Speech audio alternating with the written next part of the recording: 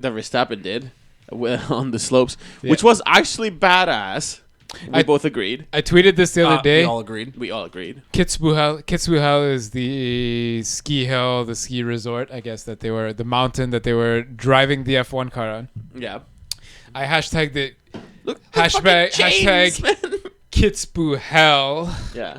Because the township, the city, the village, or whatever is near this mountain, decided to fine Red Bull and the organizers €30,000. At first I saw €17,000. It's jumped to €30,000, over 50,000 US dollars. What happened? World. That's what's happening.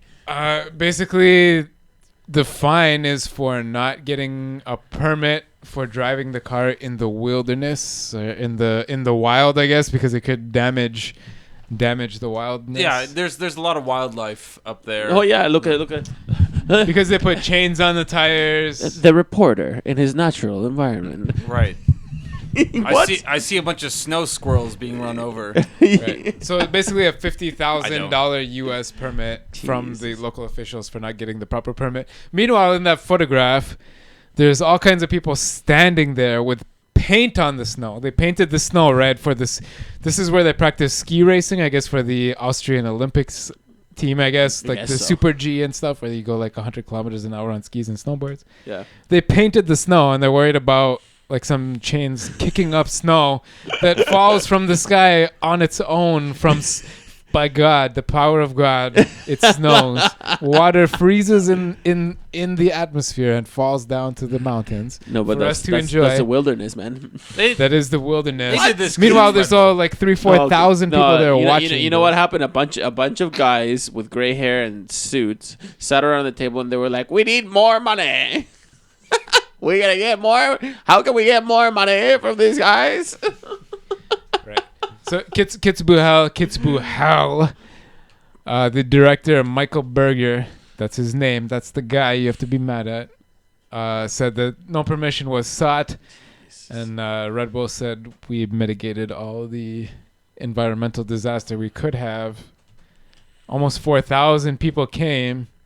I thought it was bad. Yeah, like what? I thought it was amazing. I wouldn't have ever heard about Kitzbühel whatever if it wasn't because of this. I would have never. Yeah, if I ever plan to go to Europe to ski, that's the first place I'm probably going to look at for the mountain. Yeah. If Red Bull went there to drive their F1 car, why not? Despite their pedantic bureaucrats. Yeah. Table, apparently, because the teams wanted this stupid cockpit discussion. Like... The halo. Yeah, like this thing, this monstrosity. So something, just from seeing this picture, just from seeing this exact picture, for those who are listening, this looks like a CGI, but basically it's kind of like a blade or a wedge that goes around the driver's head to protect from flying debris, cars going over the Where would the head be here? Inside, like right here, like right against the back, like as usual. Okay. Like so this visor would be above this. So this actually here would be below. It's like his head would fit in between that, but not there. Yeah, like the top wing part there would be, I guess, in line with the top of his head, so it wouldn't be blocking your view. No, but it would still. You'd still have that one line there. You'd see it a bit. Yeah, you'd see that. It's like a hockey goalie mask, though. You got like you have like this mesh thing. You just kind of like make up all the bits. Yeah. Right. So, for those of you that don't know, basically this week... is still gay. Like, come on. No, I'm not saying... Come on, don't get offended. But I'm saying this is fucking stupid. Because it's not going to do... Like, it's going to be one of those things that by the law of unintended consequences, they're going to create something that's actually more hazardous for the driver. They're not going to... They're going to... we solved one problem. But by solving that problem, they created 3 or 4 other ones. That wedge is... It's kind of similar to the antennas that they have lined up in the center now, which doesn't really block their view, although that one looks like about 4 inches deep. But something I noticed from this picture we talked about last week was the head berms. So basically, you see where the sides to the right of your mouse there, where the halo mounts right there, right here, and the other side, that berm, the lighter part, for this year must be 3 1/3 times stronger than it was last year. Last year, about 15 kilonewtons. This year, that head berm part is going to be about 2 centimeters taller and require the force of 50 newtons to crush it. Kilonewtons, which is about 5 kilonewtons, which is like 5 tons or more. So it's possible that this halo was already decided earlier. This year, they bring in as a step the stronger side head berms. Yeah. And next year, use those stronger developed berms to give them 2 years to develop to mount the halo to protect the driver. You know what I see when I see this? Yeah. Thing or whatever time of day it is. You can though at night. At night, yeah. Those clear visors, you see the eyes. Well, now 2 races at night. Yeah. Three. 1 at night, 2 in sunset. Oh, right. Singapore? Singapore's at nighttime. Yeah. Wow! Michael Schmidt! Oh, man. He knows about F1. He's telling all his friends. I am, actually. I am telling my friends. I can tell them about things. Because they have no idea. And they'll just believe me. No, it is pretty cool. Like if Europeans don't understand, but finding other like people that are into F1 and motorsports in North America is quite an exciting thing. It's like, oh shit! Really? No doubt. Well, do you remember when I think you were still living in Spain and you and me were watching races through texting or whatever? At that time, there was an episode of Top Gear. Oh no, it wasn't Top Gear. It was Richard Hammond had some sort of engineering show. Connections or whatever. Yeah. He had he had a show called Engineering Connections. It lasted like 4 or 6 episodes, something short. But one of the episodes was about F1 vehicle safety and F1, and they were at that time, I think 5 years ago, testing a canopy or a cockpit like a fighter jet type cockpit, and they had basically like a tire mounted on a piston that would just go like and just kind of like swing over like a pendulum and smack into this glass, try not to crack it. Obviously, they got away from that idea. This way, the driver will still be able to jump out. Yeah, you don't want you want to balance any of these cockpits idea with the fact that if it lands upside down, the driver should still be able to get out. Right. Yeah. Oh, okay. Yeah.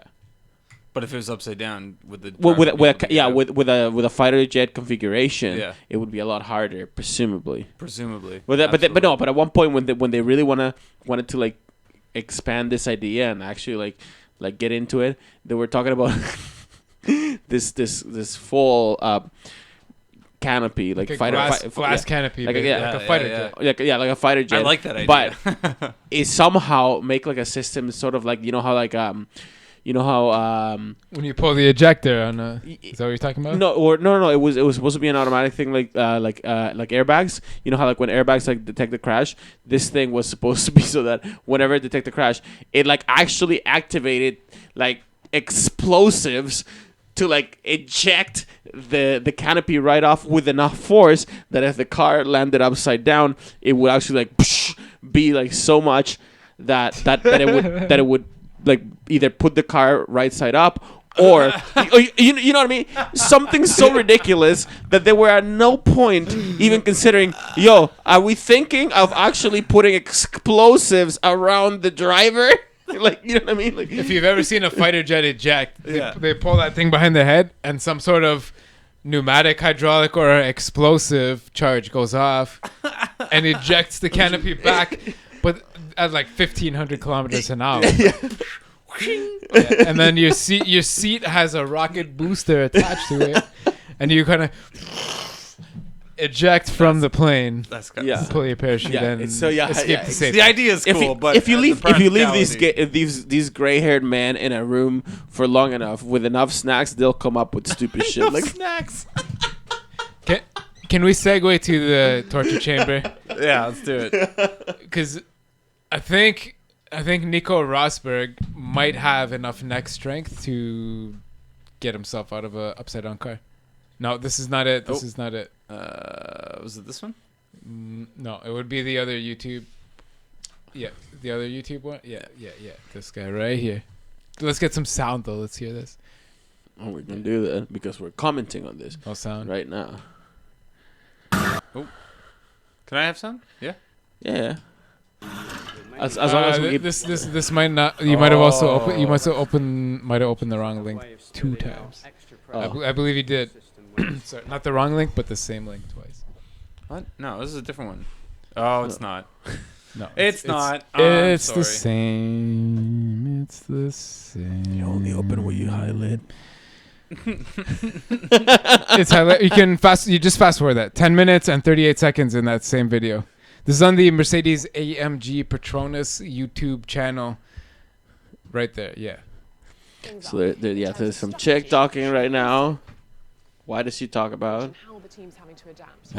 No, you pressed back at 10:38. Oh, I pressed. Okay, there you go. Right here. You might have seen Lewis training in the gym or running on the beach in Mexico. Yeah, you might have apparently. What Nico gets up to at this time of year. Well, check out this video. Okay. It's his torture I think we're threading like Nico's torture chamber. Very blurry copyright grounds. But we're still commenting on this. So now, for those of you that are listening, this is a video that we have on the links, and it shows Nico Rosberg. If you need to see the clip, it's tweeted. We'll tweeter it. Look at this. So he's basically got a Schubert helmet with some bolts in it attached to a weight machine, and he's strengthening his neck. That's the torture. Oh my god! That was the Nico's torture chamber. Going like this. I love that. Rocking back and forth. But that's great. Those are the muscles. Those are the muscles that you have to train as a driver. I put this into a GIF, and I'm gonna tweet it right after this show. But can we watch that again? Oh my god! This is look at this side to side. Oh, and then he does the other side. Why? Meanwhile, but it's so crazy because like you look at an F1 driver, and like any F1 driver, like that is one of like the features that you can always tell. It's like they all have like huge necks. Yeah. Like Alonso has a fucking huge neck. It doesn't like it looks like his head is like standing like. I was gonna say like their body shape must be like really weird. Yeah. Because they have these giant necks and then like this very down. tiny frame. Just like ooh la la. Since we showed part of it, let's go back to that. But man, this is what you said. Low clip. Remember when you told me? Okay, we were talking about the Race of Champions. And the Race of Champions is this event that they do like with like basically like if you're an F1 driver, if you're in any kind of like top discipline of motorsport, including rally or whatever else, you can sign up to do the Race of Champions. And the deal about it is that like you compete with other drivers. Not necessarily from the same category that you normally race. Mm-hmm. So there was like people like David Coulthard, former F1 champion, racing, former F1 driver racing Sebastian Vettel, current F1 driver, but also Sebastian Vettel raced like just other people from other categories like rally drivers, even MotoGP drivers were in it. Driving cars or whatever, balloon drivers, yeah, all sorts of drivers. That guy, the old man from Up, yeah. But the one funny thing that like you pointed out, and I remember, is that like if you saw one of those races going on, you could tell the F1 drivers from the rest of the lot because like whereas everybody else like sometimes depending on the car like you could see them, they would be like this shaking, whereas F1 drivers like their neck would stay like perfectly still. Yeah. Like, yeah. There's two schools of G-force mitigation for your head, I guess, in F1 that I've seen. Yeah. I noticed Vettel. I don't know any other drivers, but Vettel sometimes does the alternate method where, so like say you're turning right. The standard is to like lean your head to the outside and you sort of brace it against the wall, right? Right. So you're turning right. Your head is getting forced to the left. You just kind of lean it like that. Yeah. But Vettel, you'll see sometimes he's turning right and he'll pull his head and like lock it back to the right side. This is what Senna used to do. Right. Oh, really? Senna did that. Yeah. Less guys go to the inside, but it's more of the, I guess before the G-forces got extreme, that was what was more common, but certain drivers, and you'll see Vettel do it. Now is this just sort of like it's style, it's preference, style, probably where your stronger neck muscles are. Right. But you'll see Vettel will sometimes pull his head to the inside, whereas most of the drivers, they have their head pressed to the outside. Like, you'll be turning right, and you press your head like way out, and then say you switch corners, you go like this, and you have your head to the outside because your head's getting pulled back. Whereas other drivers will go the opposite and pull to the inside. It's just a style thing. Yeah. But it's like you can tell, like if you watch F1 for long enough, you start to like notice these little like nuances in between drivers. Right. At the beginning, F1 is a very can be very obscure, can be very opaque of a sport. Like you can understand like the excitement of it and this and that, but the people that are like, if you talk to like a veteran, right, a fan of F1, like they might be talking about different things. Oh, absolutely. They're way ahead. They're like, oh, like it's the meta. The meta. It's the meta of the game. The line, the Lewis takes around this corner, this and that. Shit that, as a normal watcher, you probably can't tell. But eventually, if you look at it hard enough, you start to get that. You start to get the meta. It's so funny. I was watching a Smash Brothers tournament, a stream 2 weekends ago. And like I knew what was going on exactly, and then I was watching it with my girlfriend Felicity. Yeah, and she's like, "What are they doing?" I'm like, "Cause she's played, she understands the game, but like, not she has it from that outsider perspective, much like I do with F1." Like, it's like this guy just performed a move within 1/60th of a frame, like, and that's like their precision. It's so good that they can execute this within 1 or 2 frames within a second. Wow, which is like ridiculous. Like that's like shooting that's like shooting a dart that's like 100 feet away into like a tube like of a garden hose. That's essentially what it's doing. Old like fucking like what medieval times is trying to tell you, like the jousting days. Yeah, like back in like medieval Europe days. Like what used to happen, or like you knew, like these guys were intense, and like they weren't just like anybody that like would show up and like jump on a horse and like take a lance. Yeah. The way you practice for those tournaments was to put your lance, which was like 10, 12 meters, right? Yeah. Like way over there, through an iron ring, like the size that like just the tip of the lance would fit, and you had to get it precise every time. Have you ever been to medieval times? Yeah, have you been there? Have you been to medieval times? Very recently, actually. I'm going in the next 2 or 3 weeks. Oh, perfect. For my nephew's birthday. Nice. Oh, man, it's so much fun. Have you been before? No, never. There's a part of the tournament. Yeah. There are 6 knights. Each sort of anyone. Medieval times exists in a bunch of cities around. So anyone that hasn't been. It's sort of like a old hockey arena, divided in 6. That's pretty much what it is. Each section that you would sit in is you'll be like the checkered knight, the red knight, the green knight, the blue knight. You cheer for your knight.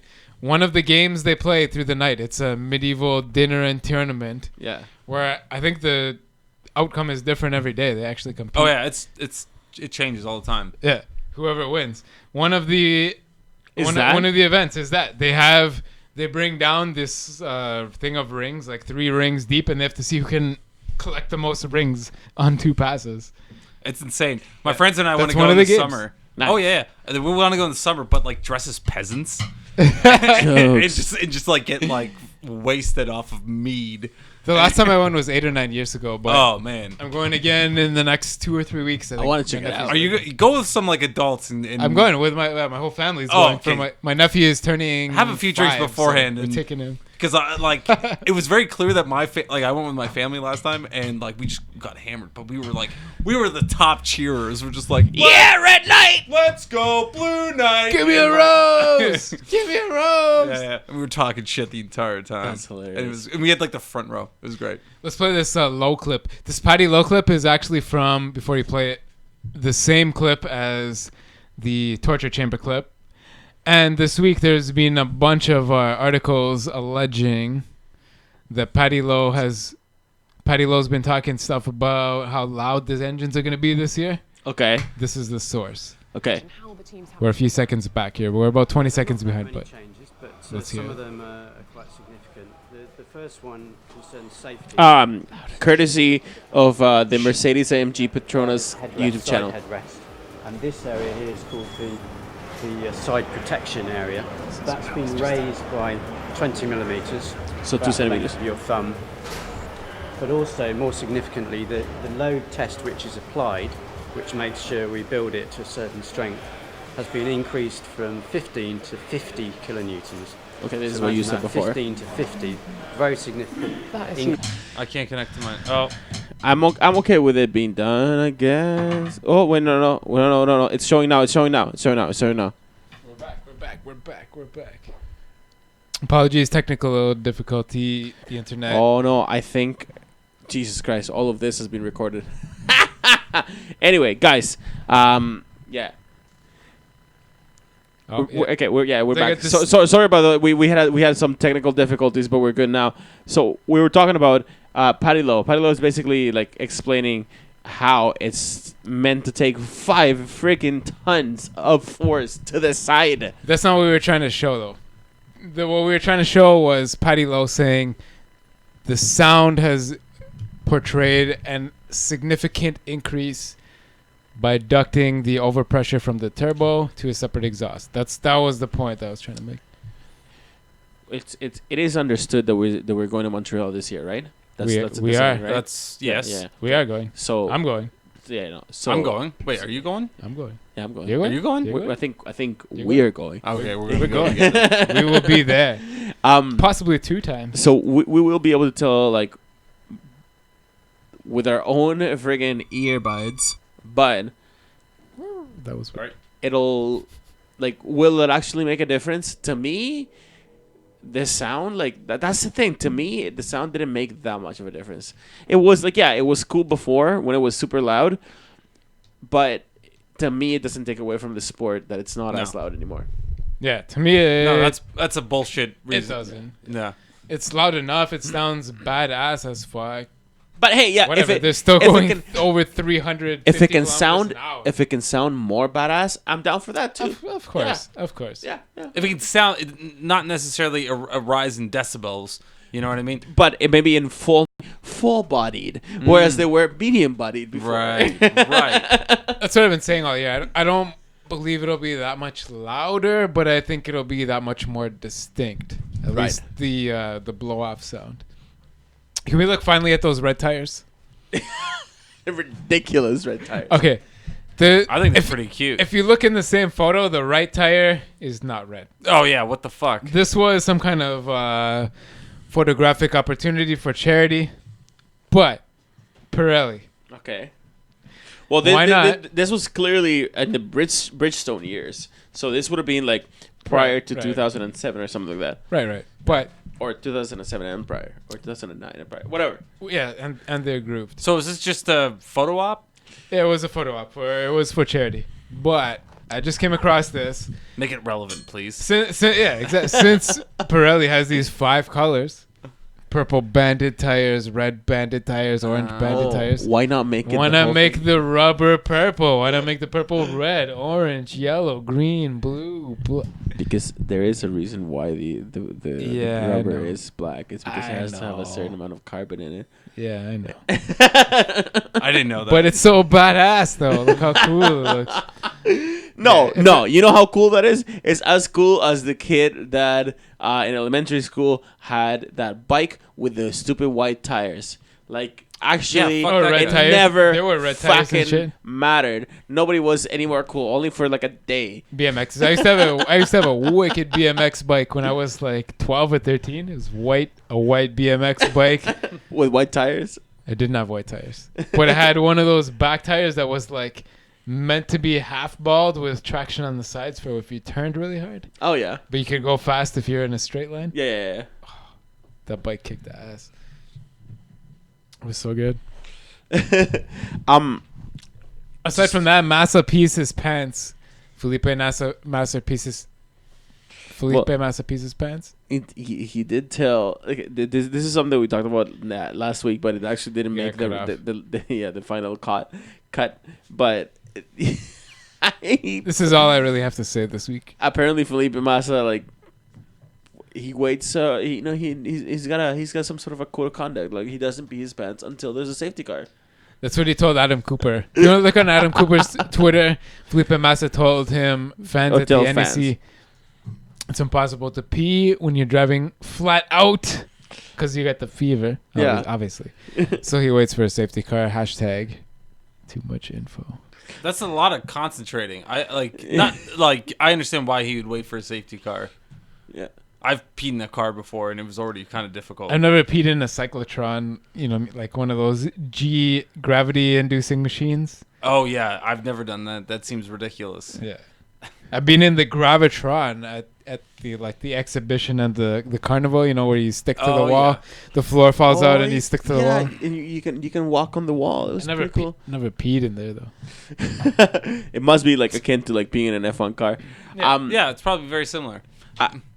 Another thing, just to close, I guess, as soon as that, we've talked about Bernie coming up with his ridiculous, stupid ideas or whatever. The one interesting article on motorsport.com that I read is that it's about one of the ideas that maybe got floated at one point or another, and it's what NASCAR is trying with their feeder series, with what are they actually they're basically the NASCAR feeder series, right? Even their main series, they have two main series. There's a sprint cup. I don't want to get into NASCAR, but one of the things that they do to some degree the sprint cup and yeah. One of the things that they do to some degree is this caution clock. Mike, listen to this. They will basically force. So they will tell their flag marshals, like Buddy that we interviewed the other day, Michael Herman. Yeah. They will force their flag marshals to wave a yellow flag for a determined amount of time if a yellow flag hasn't happened over the last 20 minutes. So if no... yeah, right? Every 20 minutes. This is definitely not a sport. Every 20 minutes. This is definitely not a sport. It's entertainment. Bundle the full course yellow. All the cars bunch back up. Restart the race. 20 minutes. Let them spread out. Slow the cars down. Unless it happens naturally. Yeah, unless it happens. Yeah, unless somebody crashes bad. Then Maldonado. Yeah. And then the final 20 laps of the race will not be affected by any of these artificial yellows. But the thing is, with NASCAR tracks, most laps are about 40 seconds. Yeah, no kidding. Yeah, so it's like 10 or 12 minutes. The final 10 minutes of the race will be uninterrupted. Yeah, okay, but NASCAR races are something like... Let's talk about a serious... 3, 4, 5 Let's talk about a serious races. sport. Like Formula One, right? So let's say they want to let's say they're actually serious about introducing this, and they wanted to do it at somewhere like Spa, right? Like Spa, right? No. So where would you put it? Would you put it down the Kimmel Straight? Would you make the yellows like down Eau Rouge? What the fuck, man? That's artificial. Like it's not how much. Luckily, NASCAR tracks are ovals, and every corner is the same. There's a question, right? Okay. And this goes back to what we talked about before. F1 has a serious identity crisis, and now they're just like grasping for like, how you idiot. Sorry. No, but now they're just kind of grasping for air to like see like what sticks. But is that really? Okay, let's go back to what is. They're throwing spaghetti against the wall and nothing's happening. But what is Formula One supposed to be? Is Formula One supposed to be the pinnacle of motorsports? If the answer to that question is yes, then there's no room for things like that. Mm-hmm. Come on, there isn't, because it should be, by definition, the pinnacle of motorsports should be the best drivers, the best machines, not the best gimmicks. It's but you could also define that as something as the best challenges to a racer. Yeah, but can you? Like, sure. Is that sticking to? Well, how is that not? Like, that tests the driver on more than just the corners and the speed he can take. But does it? His ability, yeah, how would it not? Like, does it actually, though? Yeah, because obviously driving on wetter conditions, you need to be a very competent driver in order to do that. Okay, yes. Obviously, right? Yes, yeah, okay. And to be able to transition from wet to dry is obviously a challenge within itself. Right. So it is, I think, challenging, but at the same time, It's like you are manufacturing a challenge instead of the natural. Listen. What, to dry diapers you're talking about? Yeah, pretty much. Yeah, the wet to dry argument, though, is not the same argument as artificial yellow flags. You can't put I think that's kind of gross. Yeah. Artificial yellow flags is like, come on. No. They're trying to add suspense when it's... But listen, sprinklers, like, okay, sprinklers... I'm not saying that's the right idea. No. But to me, at least, sprinklers is one of those things that I'm opposed to it right now. But if it ever actually goes through and they actually do sprinklers, and as a result of that, they actually have a good cracking race, I'm not going to belittle the race for that. Mm-hmm. I'm going to say, like, you know what? I will. Maybe it was because of sprinklers, but, like, whatever. Like, maybe, whatever it might be, I'm not going to belittle it. Don't put that out into the universe, man. There will never be but that's race. It's what happened it's what happened with DRS, right? No. But that is different. Like, that, like, I think to me, fucking artificial yellow flags, that's crossing the line. Yeah, I agree with that. Yeah, I agree with that. Sprinklers is the same. Sprinklers probably is the same. I don't know. DRS is the same because you still have to get within a certain distance. And if they really want to DRS a challenge, reduce it from a second to 0.8 or 0.7, you know what I mean? Here's my argument. Not necessarily for sprinklers, but some sort of a solution. Maybe not necessarily sprinklers, but do cloud seeding. You know how Singapore silver iodine rockets. Yeah, but you know how Singapore does cloud seeding so that it doesn't rain.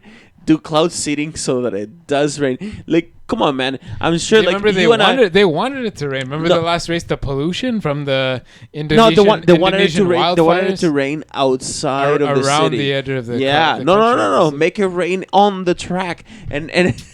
Because honestly, I'm just race in a bubble. No, but Google silver iodine. No, but come on. Google silver iodine. I'm sure that you, as much as me, like, we've been watching a race where it could potentially rain, where there has been a history of it raining on a Sunday, and over the last year or so, it basically never happened. We're waiting. Oh man, Malaysia. It always rains in Malaysia, and the forecast is calling for rain, and then it never rained. No, fuck that. Send some fucking iodine torpedoes up in the air. Make it rain. I think. And if the rain comes from the sky, I'm down. I disagree. Okay, I think. So when I watched this season, last season of racing, we wanted that because Mercedes had this lead. Right. And we were tired of Mercedes just being in the lead. We just wanted more excitement with the Mercedes within it. Not just like, it's Mercedes and then maybe like one of the Ferraris and then the rest. And then, obviously Alonso in the back or Jenson Button in the back or whatever the case may be. Fucking Macondas, yeah. But we just wanted more excitement. And the rain would have created that. Yes. Right? That's just sort of it. I don't know. Shoot shit into the sky to make it rain. I don't know. Fuck. But we just want more excitement. I think because I see the fascination with the sport. I really do. Yes. And I see it as a sport because it's competitive, right? It's just like, I want to beat this fucking guy beside me. Yeah. It's naturally very competitive. Yes. I personally disagree, though. I don't want to. I'd rather see dry races, to be honest. But we talked about racing in the snow. Yeah, we did, and you were like, "Yeah, I could see that. I kind of want that." Remember that clip? You did. That's not the same as a wet race. It's not the same as a dry one. But you go to a country that's full of snow, you expect it. Okay. Not as like you launch some silver iodine rockets. You go to Malaysia. You go to Malaysia where it could rain, and with the times that it has rained, it has been an exciting race. Right. Why not just have a random element of rain, even it's if not that random if you're shooting iodine rockets. Even if that random element is pre-planned. That's not random. Doesn't work. Yeah. Well, I guess we'll listen. The way that the sport could evolve could include sprinklers at one point, and to me, sprinklers wouldn't do it, but in Rockets to the Air. But it could. Yeah. But it could. You never know. Yeah. Like, it would be kind of exciting. Listen, if it produced better racing, and if it actually got like if it was an amazing race, I'm sure you wouldn't be saying the exact same thing. You would be like, you know what, I wasn't convinced at the beginning, but this happened. You got to give yourself the credit that you could change your mind. Yes. Let the weather be the weather. I'm not going to change my mind on that. Fair enough. Let the weather be the weather. I get that. I think with and on that bombshell, DJ, you can play us out. Flat Out Fever. If you like the song that we're about to play, listen to bamboo.com. They're playing February this 26th at 2 albums. Silver Dollar in Toronto. They're so good. You guys are great at the Silver Dollar. Oh, thank you. Yeah, we played there many times. 2 albums worth of material. Yeah. In about a month's time, if you're in or around Toronto, head down. You know what? If you We're listen, super friendly. If you listen to the podcast, you come out to me. I'll buy you a fucking beer. How's that? All right. See you guys later. YouTube.com/c/Flat Out Fever. Flat Out Fever on Twitter. Flat Out Fever on show@flatoutfever.com on email. What the fuck? Where's that song, Mike? Man, I'm looking for it. Play us out. Turn off these microphones. Oh shit! Oh, I'm having some difficulties, guys.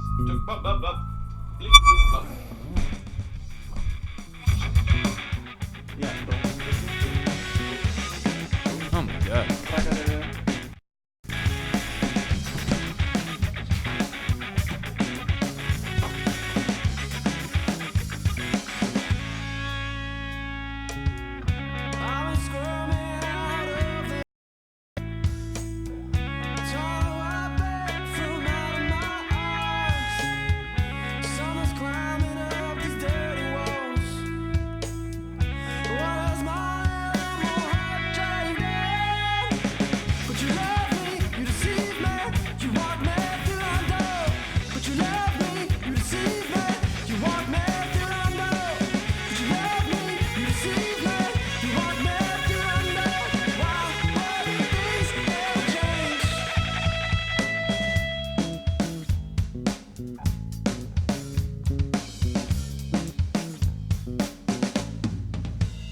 Mm-hmm.